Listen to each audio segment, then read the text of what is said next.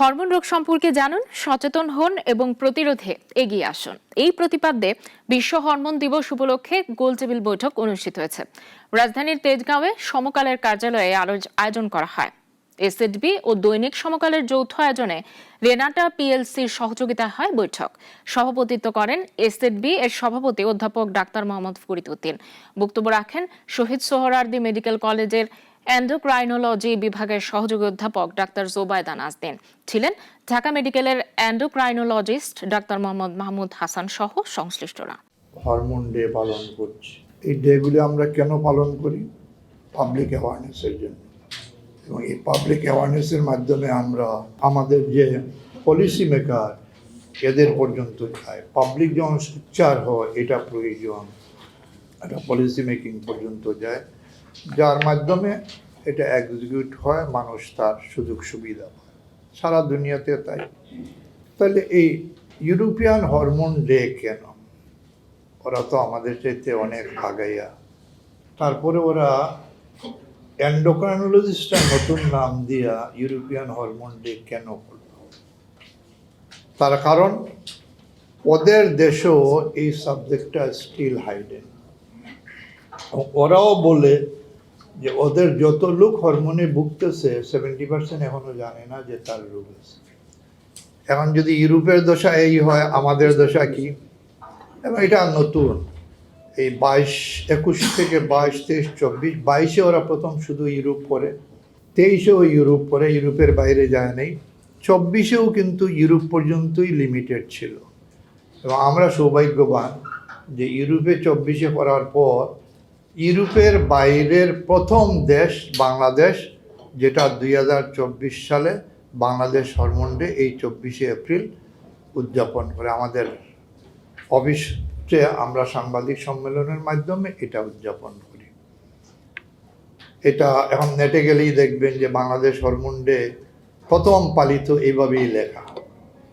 আমাদের দশা যে হরমোনের রোগীর অভাব নেই, কিন্তু আমরা হরমোনকে খুব সিলেক্টিভ কিছু জায়গায় হরমোন বুঝি। একটা বাচ্চা বাড়তেছে না, ভাবি হরমোন। একটা মার বাচ্চা হচ্ছে না, ভাবি এটা হরমোন। মোটা হচ্ছে, এটা ভাবি হরমোন। এর বাইরে আসল হরমোনগুলো কিন্তু এর বাইরে রয়ে, যে বাংলাদেশের জনসংখ্যার 50%-এরও বেশি লোকের কোনো না কোনো হরমোনের রোগের সমস্যা আছে, কিন্তু আনফর্চুনেটলি 80 to 90% লোক জানে না যে তার হরমোনের সমস্যা আছে। যে একটা বাচ্চা জন্ম থেকে তার জন্মের মানে সৃষ্টি থেকে, যে অবুলেশন থেকে শুরু করে ফার্টিলাইজেশন, বাচ্চা পেটে থাকা, বাচ্চা হওয়া, পরবর্তী সময়ে গ্রোথ হওয়া, সে তার ব্রেইনি হওয়া, সব কিছুর পিছনেই কিন্তু হরমোন দেয়। কিন্তু আমরা সেটা জানি না। এই জানার জন্য, যেহেতু এটা একটা হাইডেন পার্ট, জানানোটা এখন আমাদের দায়িত্ব।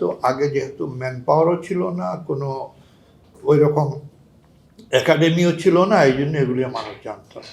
এখন আলহামদুলিল্লাহ আমাদের একাধিক একাডেমি, আমাদের বঙ্গবন্ধু থেকেই পাশ করা এমডি লোকের সংখ্যা মোর দেন 100, যারা সামনে বসে আছে, যারা সারা দেশকে লিড দিচ্ছে এখন হরমোনের জন্য।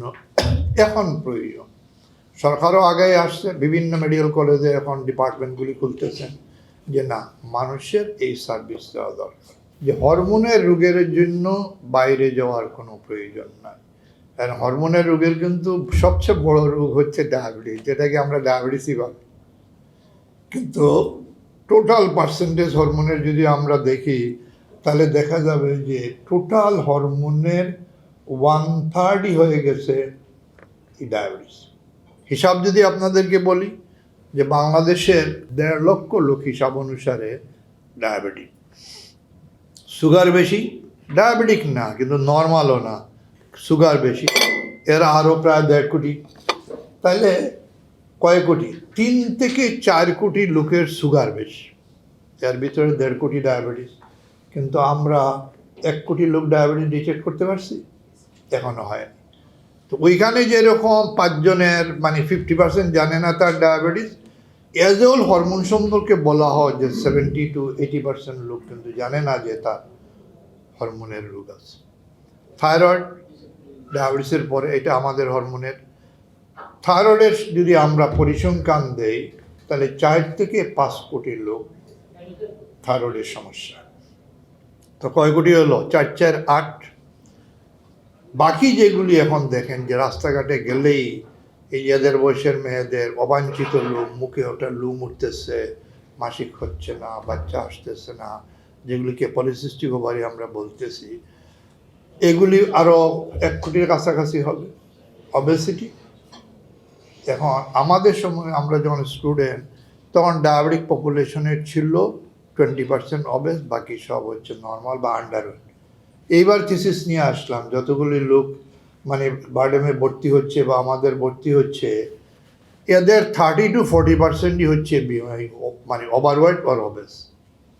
এই অবেসিটি, ডায়াবেসিটি এইগুলি ধরেন তাহলে আরও কত হবে? 1 কোটির উপরে। তাহলে কত কোটি ছাড়াইলো? 10 কোটিরও বেশি। তো এখনও তো 20 কোটিতে পৌঁছার নেই। সেই হিসাবে 10 কোটির আমাদের হিসাবে এতগুলি। এছাড়া বাচ্চা বাড়তেছে না, বাচ্চা বড় হচ্ছে না, অল্প বয়সে ব্লাড প্রেশার, এগুলি যদি ধরি বিভিন্ন টিউমারগুলা আরও কত লাখ হবে। তাহলে 50%-এর বেশি লোকের কোনো না কোনো হরমোনের সমস্যা আছে। এটা কি অত্যুক্তি? যে ডায়াবেটিস, থাইরয়েড বা অন্যান্য হরমোনের চিকিৎসার জন্য বাইরে যাওয়ার কোনো প্রয়োজন নাই। এই দেশে এগুলি ডিটেক্ট করার জন্য সব ফ্যাসিলিটি আছে এবং চিকিৎসার সব সুযোগ সুবিধা আছে। প্রয়োজন জেনে ওই যে লাস্ট যেটা আমাদের ইয়েতে দেখছেন যে পোস্টারের নিচে লেখা, হরমোন রোগ সম্পর্কে জানুন, সচেতন হন এবং প্রতিরোধে এগিয়ে আসুন, সুচিকিৎসার জন্য হরমোন বিশেষজ্ঞের পরামর্শ নিন। বিভিন্নভাবে শিশুর শরীরে এই হরমোন রোগের লক্ষণ দেখা দিতে পারে। যেমন একেবারে জন্মকাল থেকেই 2 সপ্তাহের অধিক সময় জন্ডিস থাকা, শিশুর বুকের দুধ টেনে খেতে না পারার অক্ষমতা, কোষ্ঠকাঠিন্য, বিভিন্ন ডেভেলপমেন্টাল যে মাইল ফলকগুলো আছে, বৃদ্ধির মাইল ফলকগুলো সঠিক সময়ে অতিক্রম করতে না পারা, শিশুর অস্বাভাবিক দুর্বলতা, শিশুর ওজন হ্রাস অথবা অস্বাভাবিক ওজন বৃদ্ধি, বয়স অনুযায়ী লম্বায় খাটো অথবা অতিরিক্ত বৃদ্ধি, অনেকের বয়সন্ধিকাল অপরিণত বয়সে এসে যাচ্ছে, আবার অনেকের বয়সন্ধিকাল অনেক দীর্ঘায়িত হচ্ছে, এই অনেক দেরিতে প্রয়োজনীয় সময় আসছে না। এই ধরনের বিভিন্ন লক্ষণ কিন্তু শুধু একটি নয়, একাধিক হরমোন একত্রিতভাবে শরীরে সৃষ্টি করতে পারে। সুতরাং আমাদের দরকার যে আমাদের চিকিৎসক বৃন্দ এবং পিতামাতাদেরকে এই বিষয়ে জানানো, যাতে তারা এই লক্ষণগুলো দেখলে দ্রুত বিশেষজ্ঞর সাথে যোগাযোগ করতে পারেন। আমাদের যেটা খুব পরিচিত হরমোনের মধ্যে থাইরয়েড হরমোন, সেটার অভাব বা আধিক্য দেখা যায়। এছাড়াও আছে গ্রোথ হরমোন, কর্টিসল হরমোন, যৌন হরমোন, বিভিন্ন কিছুর অভাব বা আধিক্যের কারণে আমরা এই বিভিন্ন লক্ষণগুলো দেখতে পাই। তবে যদি আমরা চিন্তা করি যে সবচেয়ে প্রকট জনস্বাস্থ্যমূলক চ্যালেঞ্জ হচ্ছে আমাদের জন্য এখন শিশু কিশোরের ডায়াবেটিস। অনেক পিতামাতা বা সাধারণ লোকজনও কিন্তু জানেন না যে ডায়াবেটিস একটা হরমোনজনিত রোগ।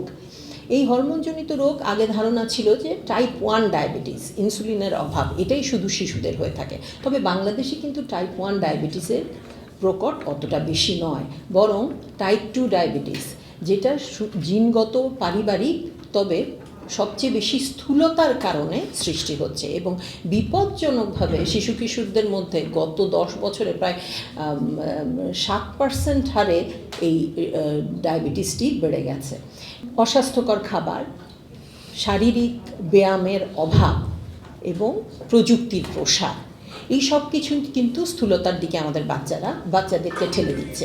ফলে ডায়াবেটিস, অকাল বয়সে উচ্চ রক্তচাপ, অতিরিক্ত চর্বির পরিমাণ এবং বিভিন্ন ধরনের কার্ডিওমেটাবলিক রিস্ক, মানে হৃদরোগের ঝুঁকি বাচ্চাদের বেড়ে যাচ্ছে।